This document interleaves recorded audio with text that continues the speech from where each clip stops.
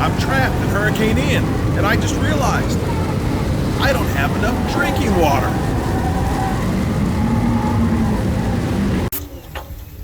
Just my son play with the pressure washer. All right, boy, come here. I'm Jay. This is my son Declan. Welcome to Yeti Homestead. Hurricane Ian doesn't actually hit us till tomorrow, but I have a problem today. I don't have enough drinking water. Once power goes out, that's going to take out my well and my water pump. We have a 40-acre lake behind us that is spring fed.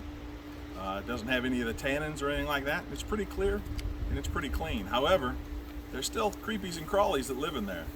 We've had, here in Georgia, we've had 5 known deaths from the brain-eating amoeba that gets in through your nasal passages into your throat and starts getting up into your brain. So that doesn't even include the other viruses and bacteria that can make your life miserable, upset stomach and all that good stuff. So how do we mitigate those threats? Using a 60-gallon pickle barrel and some basic tools, I'm going to create a water storage system. And using some basic household items, then we're going to make that water safe to drink. Stay tuned. So FEMA recommends 3 different ways to purify water. One is to boil it. That is the #1 recommended way. Kills all viruses, kills all bacteria, but it can't just be the tea and crumpets boil. It's got to be a rolling boil, and it's got to be going for at least 1 full minute before you can use it. Then you've got cool down time, you've got to have a heating source and all that good stuff. Workable, absolutely. Takes a little bit of a time, sure. Another option is going to be filtration, some type of a filter. There are places you can buy those commercials. We have several different kinds of life straws. Work great, love them. Another option is going to be chemical. You can use bleach, you can use iodine. There's a couple other chemical options, and then you've got chlorine dioxide, just chlorine tablets, and they can be and they will kill all of the stuff that is not killed by the iodine and the bleach. The iodine does leave a little bit of a funky taste to it, so something to be worried about, or something to think about as well. Okay, so outside of those, what other options do we have? We talked about boiling, chlorination. Reverse osmosis is a form of the filtration systems. You've got solar purification. You just take your water, put it into a clear plastic container, not opaque, not like a milk jug or anything like that. It needs to be clear. Put it outside, and it needs to sit out in the sun, in direct sunlight for about 6 hours. Now again, great, it's workable. You need to have sunlight, and you need to have the containers if you don't have them. So some things to think about there. The reverse osmosis, fairly expensive system. A couple other things. So you've got distillation. You just get water. You can put some plastic over it and tilt it at an angle, and that water vapor in the sun, it heats up, or you can put up underneath your own heating source, and it runs down that water. That also works for desalinization. Okay, maybe you've got a whole bunch of salt water. Maybe you're near salt water. You can use that distillation as a process of desalinization. A couple things on some of those. Dropping tablets. Well, you still got that. Some of the murky stuff still gets in there. Your iodine, even what I'm about to do with some of the chlorine. Okay, you've got the solar purification. You put that, you've still got your mud, your silt, your whatever. Hopefully it'll settle to the bottom, but is still workable. You just drink off the top. Almost a year ago, we had a solar panels put on our house. And I do plan on doing a video on pros and cons. It's not quite what they promised us.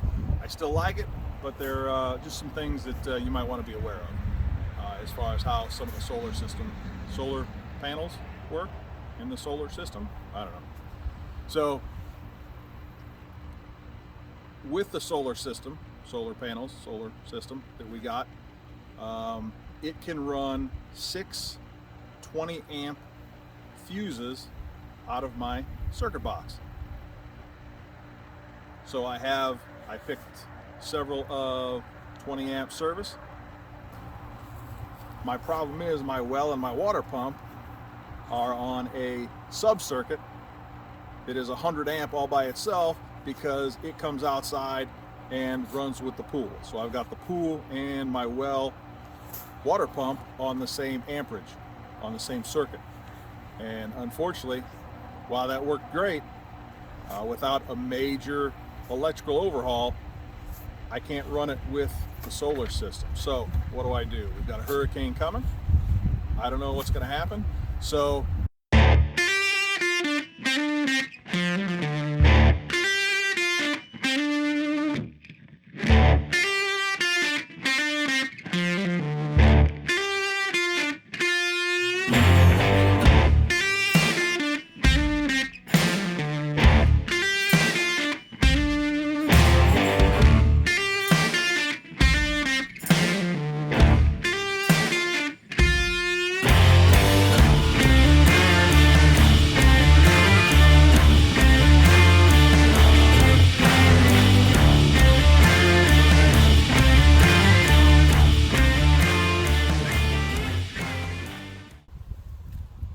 brass hose bib, and it has the quarter turn ball cock to it.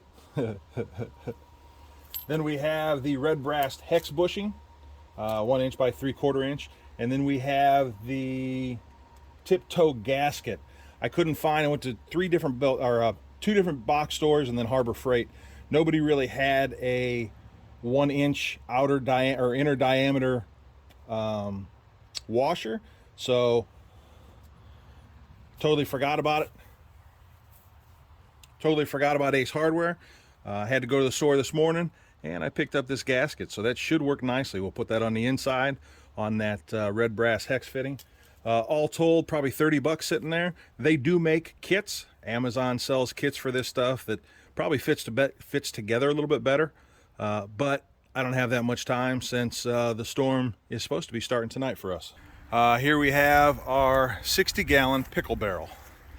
It was fairly clean to begin with. I made sure to choose a nice clean one.